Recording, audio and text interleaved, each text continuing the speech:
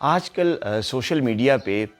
Stevia के बारे में बहुत ज़्यादा जो पोस्ट हैं और वीडियोस देखी जाती हैं, मैंने भी देखी हैं। और लोगों का कहना ये है सोशल मीडिया पे कि जो सुक्रालोज़ है, एक आर्टिफिशियल स्वीटनर है, वो स्टीविया से ज़्यादा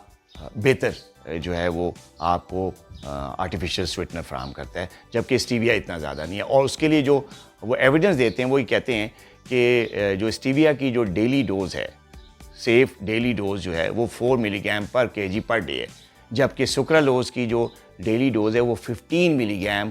पर केजी पर डे है। ये जो एक्सेप्टेबल डेली इनटेक है, ये बेसिकली एक ऐसा इंडेक्स है जिसकी वजह से लोग जिसकी बेस पे खानों का या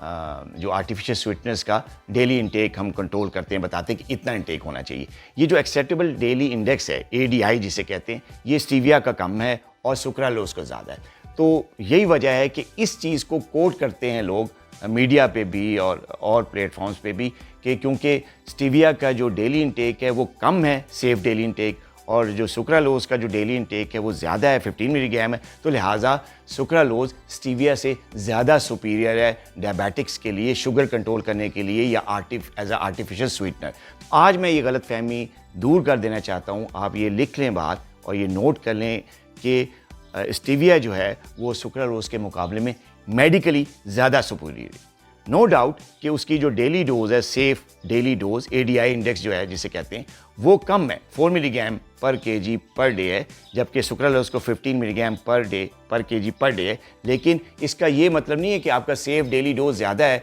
तो इसका मतलब है कि वो एज अ स्वीटनर सेफ़ है। मेडिकली बहुत ज़्यादा रिसर्च हुई है स्टीविया पे भी, सुक्रालोज़ पे भी, और उस रिसर्च का ये समरी है कि मेडिकली जो स्टीविया है वो ज़्यादा सुपीरियर है बजाय दूसरे जितने भी आर्टिफिशियल स्वीटनर्स हैं, जितने भी आर्टिफिशियल स्वीटनर यूज़ होते हैं, सुक्रालोज़ है, एस्पार्टेम है, सैकरीन है, इन सबसे ज़्यादा बेहतर स्टीविया है, क्योंकि स्टीविया का जो सोर्स है वो नेचुरल है, ये टोटल ऑर्गेनिक है, ये पौधे से हासिल की जाती है। जबकि सुक्रालोज़ और दूसरे आर्टिफिशियल स्वीटनर्स वो सारे आर्टिफिशियली बनाए जाते हैं, उनको सिंथेसाइज़ किया जाता है, जिसमें केमिकल्स का इस्तेमाल होता है जो कि बॉडी के लिए हार्मफुल है। दूसरा ये कि स्टीविया जो है उसका मेटाबॉलिज्म जो है वो मैदे के थ्रू, मतलब स्मॉल इंटेस्टाइन में नहीं जाता है, वो गट के थ्रू जाके उसका मेटाबॉलिज्म वर्क करता है, जबकि जो सुक्रालोज़ है वो मेटाबॉलिज्म है ही नहीं उसका बॉडी में, तो वो डायरेक्ट जिस्म में जाता है और निकल जाता है। तो जो ये चीज़ें हैं जो इसको सुपीरियर बनाती हैं स्टीविया को, कि मेडिकली एक तो ये इसका सोर्स नेचुरल है, दूसरा इसका जो ग्लाइसेमिक इंडेक्स है 0 है, बिल्कुल ये ग्लाइसेमिक लोड है ही नहीं इसमें, तो ये शुगर बढ़ाता ही नहीं। जबकि सुक्रालोज़ का भी बिल्कुल ग्लाइसेमिक इंडेक्स 0 है, उससे भी ग्लूकोज लोड नहीं बढ़ता, लेकिन उसका जो सोर्स है वो सिंथेटिक है, उसमें केमिकल यूज़ होते हैं, और उससे बनाए गए जो स्वीटनर्स हैं वो कि उसमें दूसरे केमिकल्स भी होते हैं जो कि मैदे के लिए और इंसुलिन रेजिस्टेंस के लिए एडवर्स होते हैं, उनके साइड इफ़ेक्ट्स होते हैं। जबकि स्टीविया में जो मौजूद स्टीवियोल होता है उसका कोई साइड इफ़ेक्ट नहीं होता, उसका सोर्स नेचुरल है, उसमें इंसुलिन भी नहीं बढ़ती, इंसुलिन की स्पाइक भी नहीं आती, इंसुलिन